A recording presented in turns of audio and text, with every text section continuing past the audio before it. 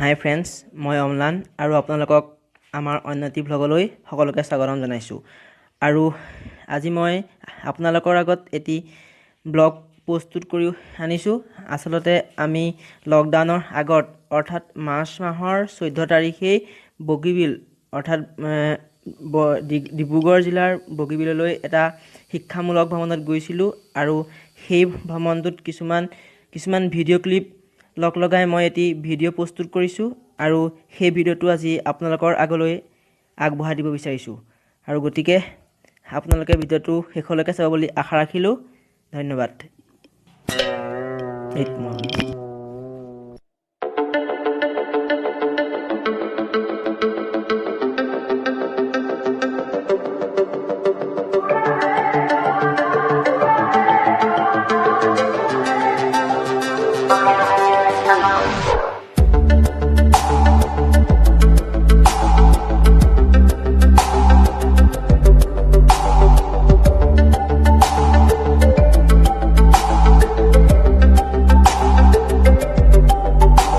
सफर कैसा है ये सफर, मंजिलों की न है कोई खबर। सफर कैसा है ये सफर। নিকেতন গণশিল্পী মঘাই কলাক্ষেত্ৰৰ সন্মুখতে অৱস্থিত এইখন এখন প্ৰাথমিক বিদ্যালয়। এই প্ৰাথমিক বিদ্যালয়তেই মই মোৰ বাল্যকাল পাৰ কৰিছিলোঁ আৰু আজি এইখন প্ৰাথমিক বিদ্যালয়খনৰ পৰাই আজি আমাৰ শিক্ষামূলক ভ্ৰমণটি কৰিছোঁ আৰু গতিকে আপোনালোকেও এই ব্লগটো চাই যাব বুলি আশা ৰাখিলোঁ।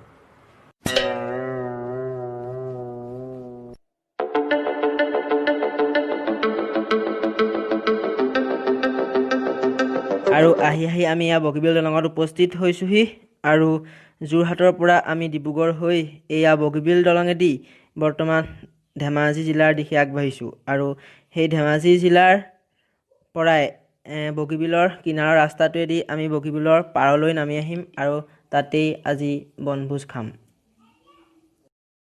আৰু এইখনেই হৈছে বহু প্ৰত্যাশিত বগীবিল দলং আৰু ইয়াৰ দৈৰ্ঘ্যতা প্ৰায় 4.94 কিলোমিটাৰ হয়গৈ আৰু আপোনালোকে নিশ্চয় গম পাইছে এই দলংখনে বগীবিল দলংখনে ডিব্ৰুগড় জিলা আৰু ধেমাজি জিলা সংলগ্ন কৰিছে।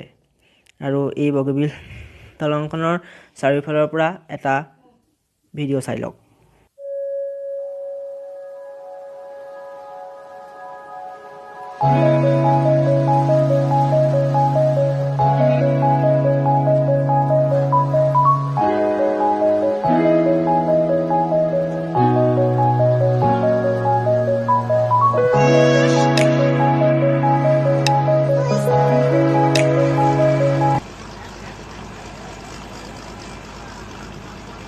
আৰু এয়া ফেৰীলৈ আহিছোঁ আমি। এখন নাওনে ফেৰী কি গম পোৱা নাই আৰু উঠিছোঁহি আৰু এয়া বগীবিল দলঙৰ তলেদিয়ে আমি এয়া গৈ আছোঁ। চাই থাকক কি দেখা পাৰোঁ, দেখাই যাম। চাই থাকক আৰু কি দেখা পাওঁ চাই থাকক।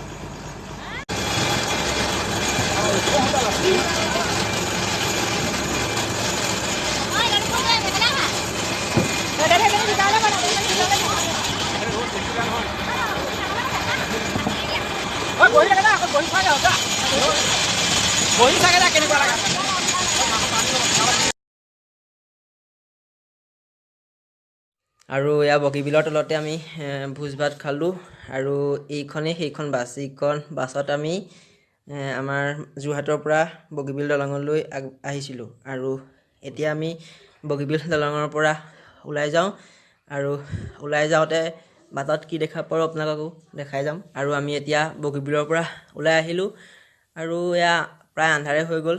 ৰাস্তাত দেখুৱাবলৈ একো নাই, গতিকে আমি আমাৰ প্লেন মতে এতিয়া গৈ শিৱসাগৰৰ শিৱদৌলত সোমাম। তাতো কি দেখা পাৰোঁ দেখাম। শিৱসাগৰ পুখুৰী, শিৱদৌল আদি কৰি যি পাৰোঁ দেখাই যাম। গতিকে আপোনালোকক একেবাৰে শিৱদৌলত লগ পাম। আৰু আমি এতিয়া উপস্থিত হৈছোঁহি শিৱসাগৰত। আৰু শিৱসাগৰ বুলি ক'লেই আহোমসকলৰ কীৰ্তিচিহ্নসমূহক একেবাৰে নুই কৰিবই নোৱাৰি। শিৱসাগৰ হৈছে এখন বুৰঞ্জী প্ৰসিদ্ধ ঐতিহাসিক ঠাই। আৰু আহোমসকলৰ বিভিন্ন কীৰ্তিচিহ্নসমূহৰ ভিতৰত শিৱদৌল, বিষ্ণুদৌল, দেৱীদৌল, শিৱসাগৰ পুখুৰীও অন্যতম। আৰু এই শিৱদৌলৰ সোঁফালে অৱস্থিত আছে দেৱীদৌল, য'ত দেৱী দুৰ্গাক পূজা অৰ্চনা কৰা হয়, আৰু বাওঁফালে আছে বিষ্ণুদৌল, য'ত বিষ্ণুক পূজা অৰ্চনা কৰা হয়।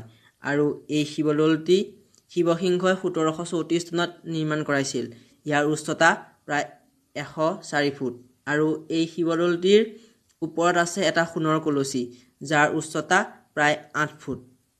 গতিকে আমি এয়া শিৱদৌলটি দেখাইছোঁ, আৰু তাৰ ঠিক পাছফালে আছে শিৱসাগৰ পুখুৰী। তাৰো এটা ভিডিঅ' আপোনালোকক পাছত দেখাই যাম। আৰু এয়া শিৱসাগৰৰ শিৱদৌলত পূজা হৈ আছে। কি পূজা মই ধৰিব পৰা নাই, তথাপিও দেখাইছোঁ, চাই চাওক।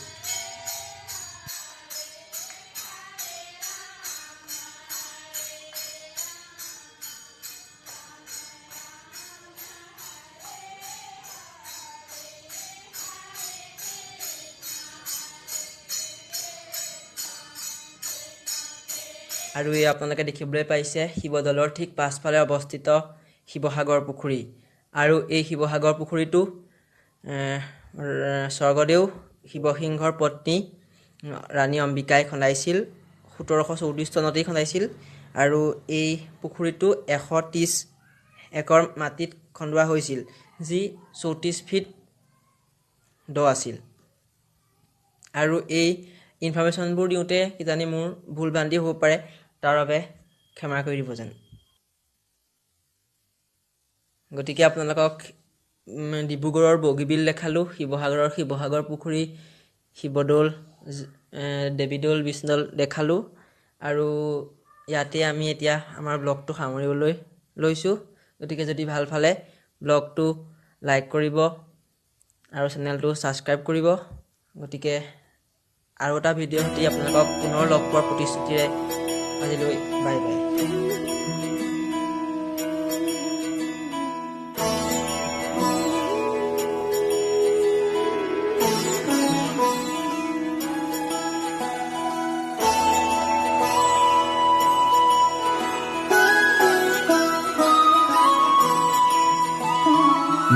जय हो शंकरा, आदिदेव शंकरा,